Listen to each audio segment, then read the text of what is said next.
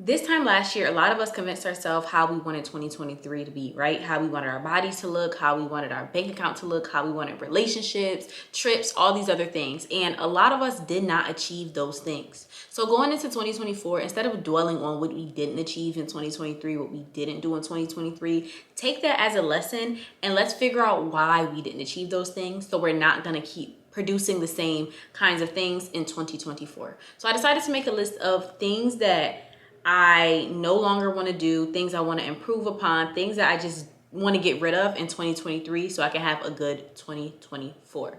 And one of the first things that I want to do, or I feel like held me back, is not having healthy habits, right? Because we have to figure out, like, a lot of us want to achieve a lot of these things, but you have to figure out, like, there's building blocks to get where we want to get. You're not just going to wake up and make all this money. You're not just going to wake up and your body look good and wake up and all these other things. So you need to figure out what are the habits that you're going to implement, what are the habits that you're going to have so you actually can achieve these things. And I actually created this little, you guys can see, possibly not, this little rubric kind of thing, and I put it into 6 different categories. So I did finance, health and wellness, personal growth, family/relationships, fun/recreation, and then healthy habits. So these are things that I am, and not really, healthy, whatever. These are things that I want to figure out, how exactly am I going to achieve that goal? Because I get it, we have a goal, but it's like, okay, once you have this large goal, then we need to break it down into smaller goals, achievable goals, things that we're going to do on a consistent basis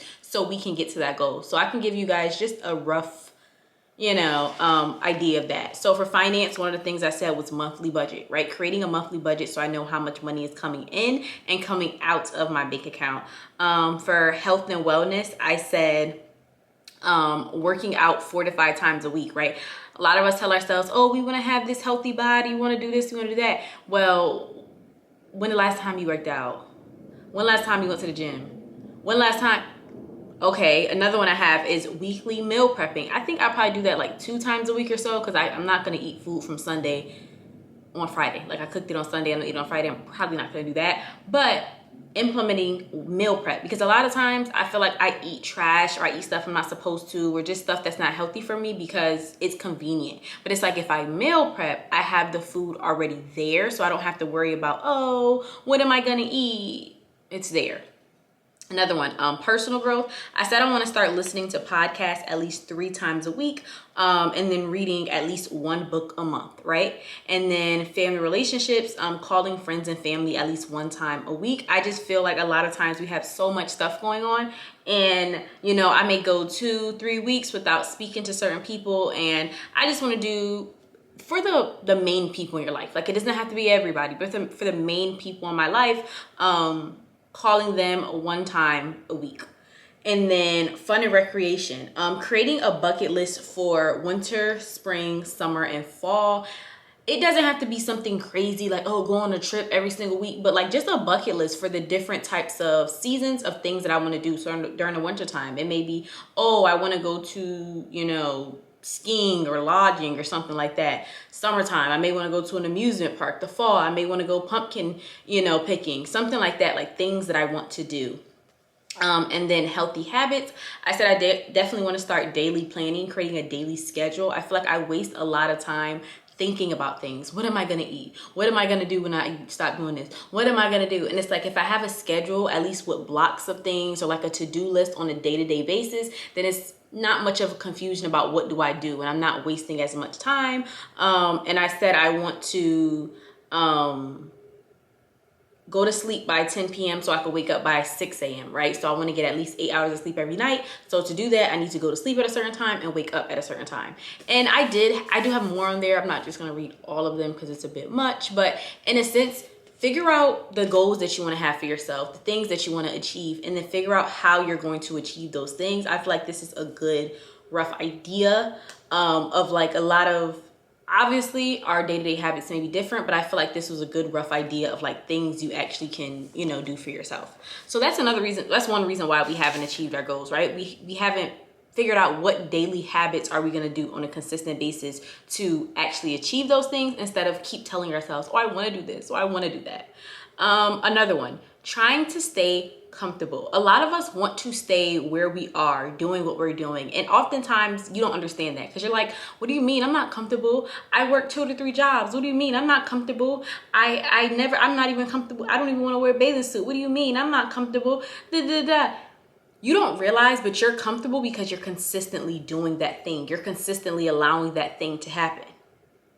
And we often convince ourselves that comfortability means good, right? But no, comfortability just means you're consistently doing something time and time again.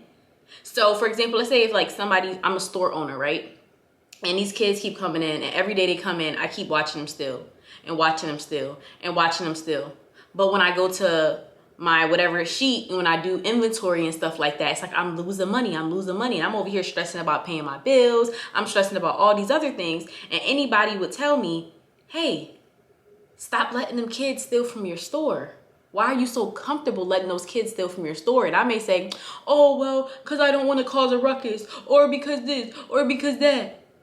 I'm not comfortable with it. I don't like them doing that. It's just I don't want this to happen or that to happen. No, you become comfortable with it because you're consistently allowing it to happen, even though it's giving you bad effects. It's having bad consequences. So you're comfortable not going to the gym. You're comfortable waking up tired and sluggish. You're comfortable working those 2-3 jobs. You're comfortable, you get what I'm saying, with your body weight, even with your bank account. You may, tell yourself, well, I can't afford to do this. I can't afford to go on vacation. I can't afford, you're comfortable doing that? Because if you weren't comfortable, you have to change that thing. You're going to do whatever it takes to change that thing. Because you're like, this is not a question. For example, are you comfortable using the bathroom on yourself? I know you're probably like, whoa, this one left field. No.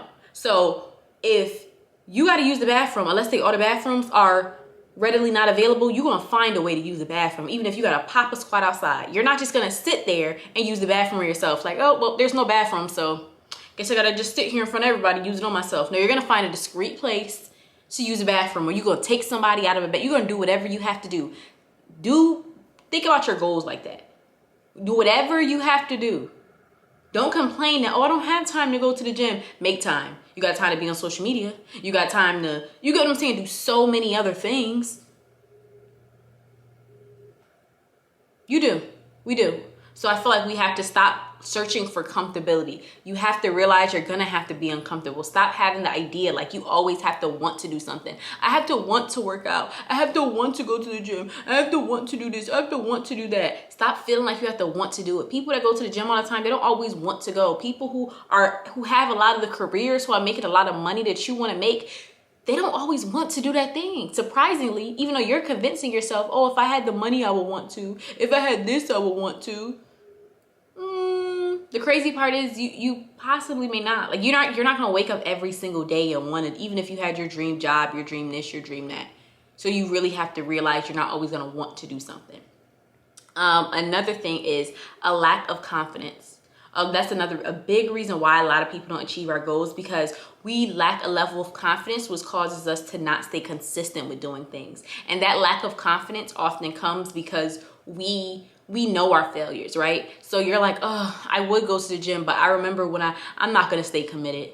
I would, try to create a budget, but I'm not going to stay committed. Or I would try to post on social media, but I'm not going to stay committed. You keep reminding yourself of the things that you didn't do before. And also you're not doing things consistently to build confidence. You know why you're confident to drive a car? Because you've done it so many times. You know why you're confident to, you get what I'm saying, write a paper? Because you've done it so many times. You have to, how you're confident when you wake up in the morning and you just walk to the bathroom, you don't realize you had a level of confidence to even not even know that your legs were gonna work. Like you didn't even think about it. You just knew my legs gonna work, I'm gonna get up. You build that confidence from doing things. So one thing we have to do when it comes to 2024 is sticking to things, because that's what's gonna build your confidence. That motivation is going to die out. Staying consistent is going to build up your confidence. Consistently do things. Consistently be there for yourself. Consistently create that schedule. And then it becomes normal to you. And then you build up that confidence. You build up your own personal resume. Like when you have a job, the more stuff you have on there, you will feel like the better your resume is, right? Like, oh, if you have this accolade and you graduated here and you work this job, then you're probably more confident. Because then, if you didn't have those things, because you're like, oh, other people probably did this and other people probably did that. But when you have your own personal resume of your own things, Oh, no, I did meal prep this how long? I did do this. You're more confident to do other things. So a lack of confidence goes hand in hand of being consistent. Show yourself that you can do these things. Prove to yourself that you can do these things. Build up your own personal resume. Another one, wrong group of friends, just people around you. People don't realize, like, neurologically, you start to mimic the individuals that you are around, whether you're aware of it or not aware of it. And a lot of times we are around individuals who are not motivating us, who are not even motivating themselves. And we often don't realize, like, just because you don't think somebody's pulling you down, that it's not bad. Oh, well, they're not pulling me down, or they're not stopping me from doing this, or they're not stopping me from doing that. It's as someone not motivating you to do something is sometimes just as detrimental as them pulling you down. Because stagnancy is even worse than going down. In a sense of, if you're stagnant in something, right? If you're not moving, there's no kind of growth. That's even worse than if you were going down. Because if you're going down, you could pinpoint, wait, this happened. Wait, that happened. Wait, I was going up when this happened. You can pinpoint that. But when you're stagnant, it's hard to know how to change it. So oftentimes look at the habits of the people that you're around, and then also pay attention to how people talk, how people move, how do they care about themselves, like the confidence that they have. A lot of times that goes on to you. You're figuring out why you can't stay consistent at the gym because you told your friends, hey, I went to the gym all week, I'm feeling good, I'm feeling great. And they're like, yeah, you want to go to the bar? You want to go to happy hour later? Why? Why? I'm telling you about me going to the gym and me doing this and me doing that, and you talk some going to the happy hour? No, I'm not trying. But what we do, we eventually give in. And you start noticing, you become the people that you hang around. If the people around you smoke, you're more likely to smoke. If the people around you don't go to the gym, you're more likely to not go to the gym. So be aware of the individuals that you're hanging around, you're spending your time around, you're letting in your place in your space, because oftentimes you mimic those individuals. And don't convince yourself that, oh, that they just do that. That's not me. No, that becomes you. You start to accept that. That becomes normal for you. And there's a lot of things that we should not make normal for ourselves, because that we can't grow like that. That's not even a kind of type of stuff we will be doing. And if you constantly tell yourself that, convince yourself that about so many people around you, yeah, they do this and they do that, but I wouldn't do that. They do that and they do this, but that's not me. It is you. It is you. Like, if you're telling you all these people are surrounding you doing all this stuff, but you're like, but I'm not like that. Eventually you have to really be like, this is a cage. This is a cage. These people are surrounding me. So be aware of that.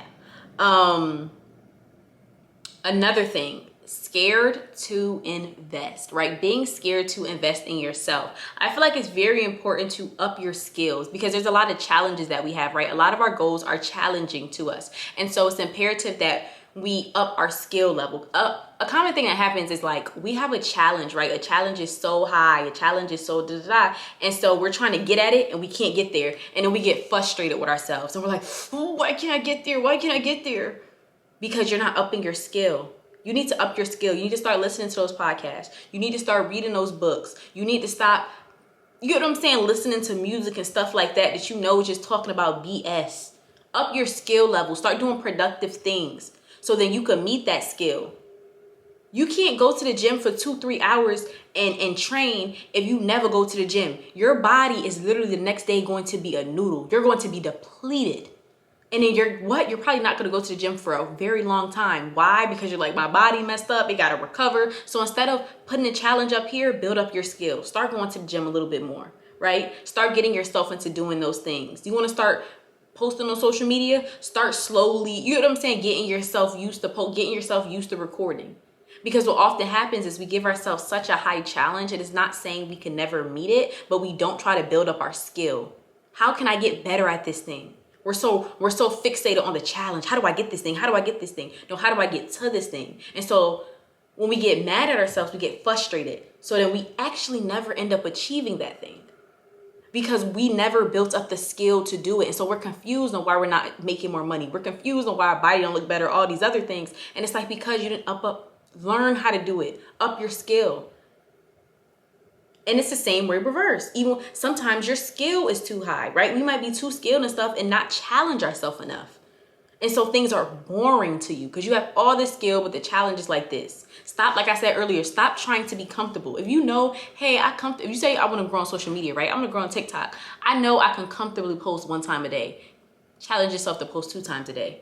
Stop being so comfortable. If your skill is up here, if you know you can do something, challenge yourself a little bit more to meet each other and grow on both at the same time. Get higher and higher and higher. If your skill was too high, the challenge is going to be boring. And if the challenge is too high, you're going to be frustrated. You're going to feel like you're at a stop because your skill was too low. So try to get those together. That's definitely something that I would recommend. Another thing that's held a lot of people back in 2023 is the fear of failure. A lot of us and a lot of people are so afraid of failure. And one thing I've learned is you have to embrace failure. First and foremost, you cannot learn something and get good at something if you are constantly winning. You don't know. Just imagine if any of y'all have played sports before, like, or anything like that, or even if you never played sports, even in school, right? We all went to school before. In the sense of, imagine if you aced every single test. You probably wouldn't study for it. You probably wouldn't care about it. You probably wouldn't. But if you don't ace every single test, if things are challenging to you, what do? If you are scared of failing that test, what do? You are going to study for it. You are going to, you get what I'm saying? Like if you know there's a possibility, and even if not even a possibility of you failing, there is a time where you failed. There is a time where you didn't get the right grade on this. There is a time where you didn't, you get what I'm saying? Get the outcome that you wanted from something. And that's just as important as like that's when you learn stuff. You fail when you running and you fall, you like, okay, wait, I ain't gonna run like that no more. I ain't gonna do this no more. Like, stop being scared of failure. Realize you're going to constantly fail. That's the only thing constant in life. You're going to constantly fail. But instead of looking at it as failure, look at it as, how am I not doing this thing again? Because a lot of things happen in 2023 for us on the rent cycle. Like a rat race. We just kept going and going and going like this. And we're like, why am I still in this same situation? Why am I? Because you kept looking at it as a failure. Look at it as something to grow from. Look at it as something to learn from. Stop looking at things like, oh, I'm a failure and I keep failing and I can't stop failing and I keep failing and I'm a failure. No, you're not a failure. You're learning. Stop being afraid of failing. Because I want you to realize if you're afraid of failing, you're probably afraid of starting. You're not starting something.